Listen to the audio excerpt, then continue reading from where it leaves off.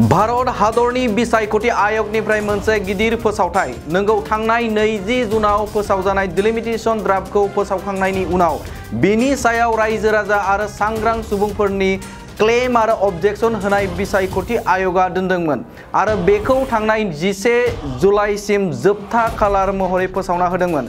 बेखौ लाना गोबां जायगानि दैदेनगिरि, रायजो राजाफोरा बायदिफोरा गावबा गावनि अजदफोरखौ गथायनायखौबो नुनो मोनदोंमोन। एबसुनि बानजायनायावबो बर' हारिनि मोन 13 आफादफोरखौ लानानैबो माखासे अजदफोरखौ बिसायख'थि आय'गनो गथायनाय जादोंमोन।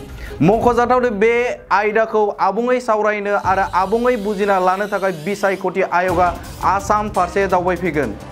मा सम आरो माबे खालाराव बिसायख'थि हान्जानि सोद्रोमाफोरा फैगोन बेखौ बिसायख'थि आय'गनिफ्राय मोनसे फोसावथाय होदों।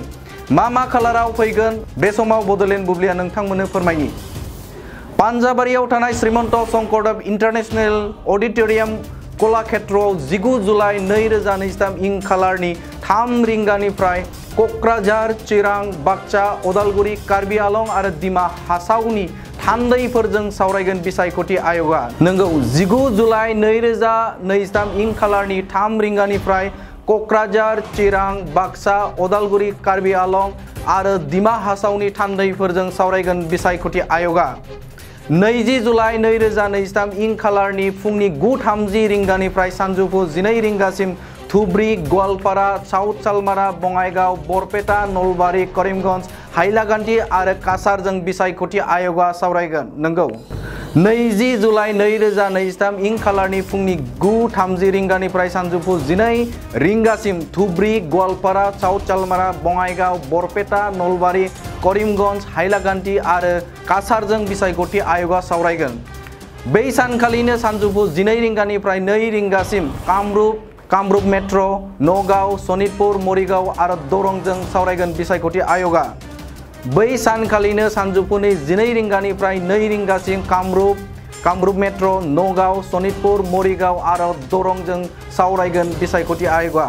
बेलासे 3:30 रिंगानिफ्राय रायजोनि राजखान्थि हान्जा आरो नेशनेल राजखान्थि हान्जानि दैदेनगिरिफोरजों बिसायख'थि आय'गआ सावरायगोन। बेलासिनि 3:30 रिंगानिफ्राय रायजोनि राजखान्थि हान्जाफोर आरो नेशनेल लेभेलनि राजखान्थि हान्जानि दैदेनगिरिफोरजों बिसायख'थि आय'गआ सावरायगोन। 21 जुलाइ 2023 इं फुंनि 9:30 रिंगानिफ्राय 12:30 रिंगासिम बिसायख'थि आय'गआ सावरायगोन डिब्रुगड़, तिनिसुकिया, धेमाजि, लखिमपुर, शिबसागर, जरहाट, चराइदेव, गलाघाट आरो माजुलिजों। नंगौ, 21 जुलाइ 2023 इं फुंनि 9:30 रिंगानिफ्राय 12:30 रिंगासिम बिसायख'थि आय'गआ सावरायगोन डिब्रुगड़, तिनसुकिया, धेमाजि, लखिमपुर, शिबसागर, जरहाट, चराइदेव, गलाघाट आरो माजुलिजों। मख'जाथावदि थांनाय 20 जुनाव फोसावजानाय डिलिमिटेशन ड्राफ्टनि हेंथायै गासै 500 क्लेम आरो अबजेक्शन आर'जलाइखौ बिसायख'थि आय'गआ मोननो हादोंमोन होननानै बिसायख'थि आय'गआ फोसावदों।